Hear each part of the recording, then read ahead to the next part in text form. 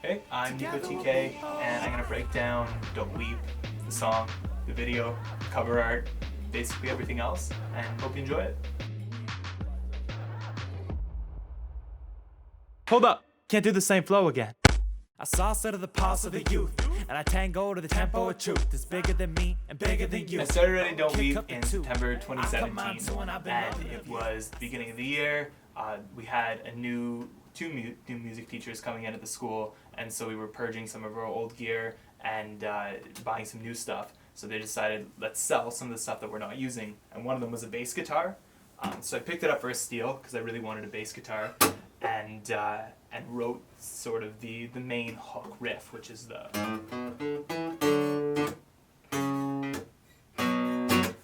And that popped out immediately. It was the first thing I ever wrote on the bass guitar, and started writing to it, the vocals, and decided I was gonna migrate it over to the guitar where it felt a little bit more comfortable and up a couple octaves.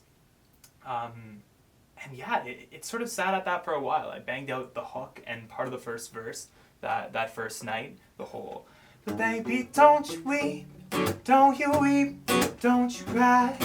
Together we are brave, we will fight. And then it was probably like 6 months later. I was sitting in the shower one day, and Kanye had just dropped "Lift Yourself," and I was obsessed with the kick drum, and the rattle in that, and I thought it'd be really cool to write something with an expressive top line, super hip hop on it, almost as if he took the song seriously and rapped on it in the first place. And that's sort of where I came up with the idea of diving into the first verse and then correcting myself and being like, hold up, you can't do the same flow again, and launching into that. And then finally that last tagline, the outro, came along. I was walking with my dog, and I had this other idea of the why you gotta be that way, why you gotta bend and break and take all the things that I love about you, babe.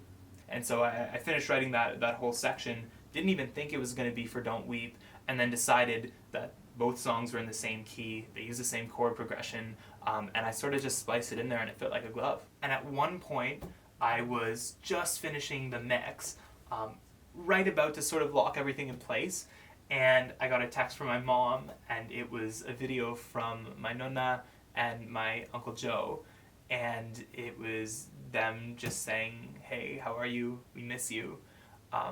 And it was at that moment where I decided this needs to go in the song, and I actually muddled up the audio. I put filters on it, distorted it a little bit, just to make it sound a little bit farther away, and add some emotion to it, but this is what it was.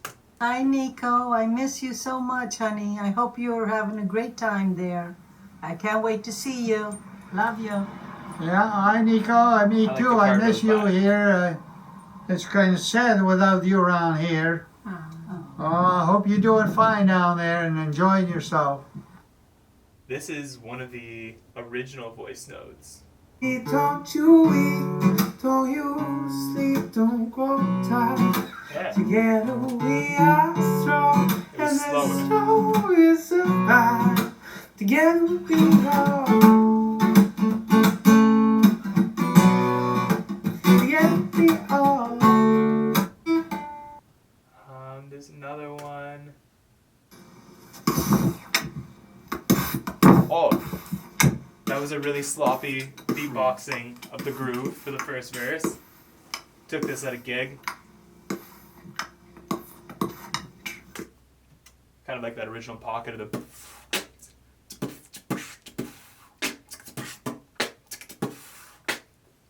What else you could do in there? Alright, so this is the first draft we ever had. I haven't even heard this in a while. Oh, we had triads going on. Forgot about those. There's a clap all the way through. That kind of lags a little bit. This is the beat at a much harder 808. No guitar yet, so you can see how much that pulled forward. I also had a simpler hi-hat pattern, so a lot of the momentum isn't quite there yet. I built in tambourine at one point. That sounded a little too folky.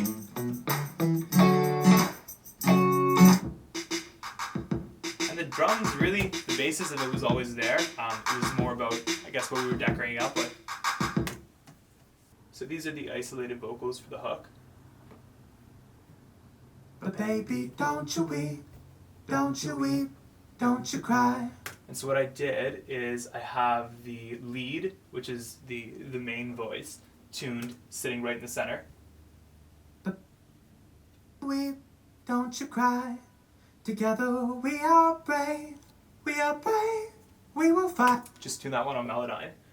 And then I have two background vocals, which are an octave down, and they're panned left and right just slightly. And they sound like this. Don't you weep, don't you cry. Together we are brave. Now one of them is actually tuned. We will fight. But baby, don't you weep. And one of them isn't. Sleep, don't grow tired. Together we are strong. So the idea was that you kind of create this stereo image that on one side it's tuned and very perfect, and on the other side is untuned and a little bit thicker and raw. And that sort of just helps to give more depth and body to the voice. The same way how I record the guitar, which if you go down here, I use two different sound sources. I had the acoustic plug in directly on my Taylor, which everyone says you're not supposed to do because it sounds really bad. And it doesn't sound good, but when you pair it with a nicer, fuller pencil mic I dropped in front of it, panned one to left and panned one to right, and it gave me a stereo image without having to work on too many crazy mic setups. I found a lot of recording this was just balancing the efficiency with ultimately what it sounds like. So from the left side, you're getting the raw acoustic external mic.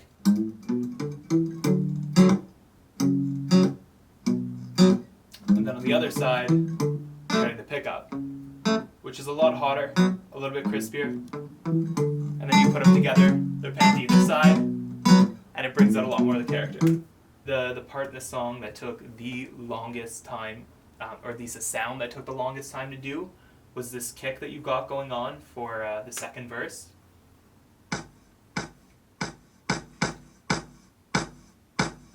So it's actually two different kicks.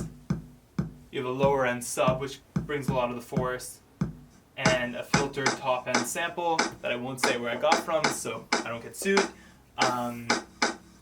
Yeah, it does a trick. My favorite reference is this bingo sound that plays right after the second verse ends, and it's this one. Bingo. The line is Abloh flow, so every line is quotable.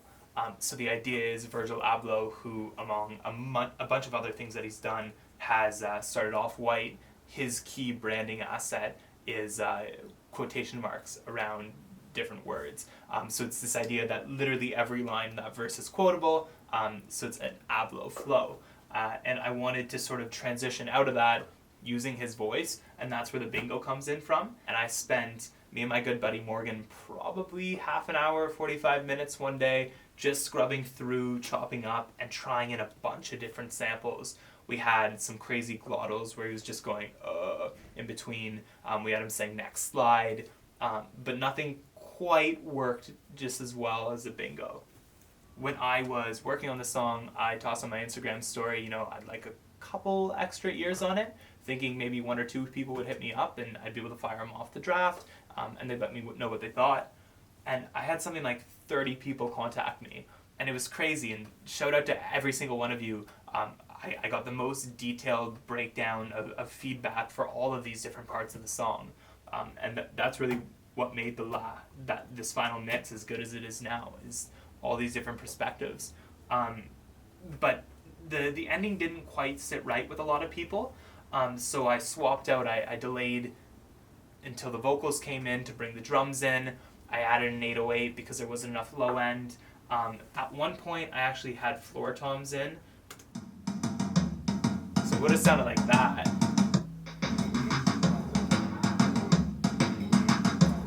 So it's kind of like that. It just sounded too organic, and I wanted to make sure this had a really electronic feel. So what I did is there's three main layers to this final outro. The first of which is the 808. We've heard it all before. It's a slightly different pattern, a lot more rigid, kind of just slipping around there. The second of which is I actually did the same beat twice. The first time around, it was rigid and right on the beat.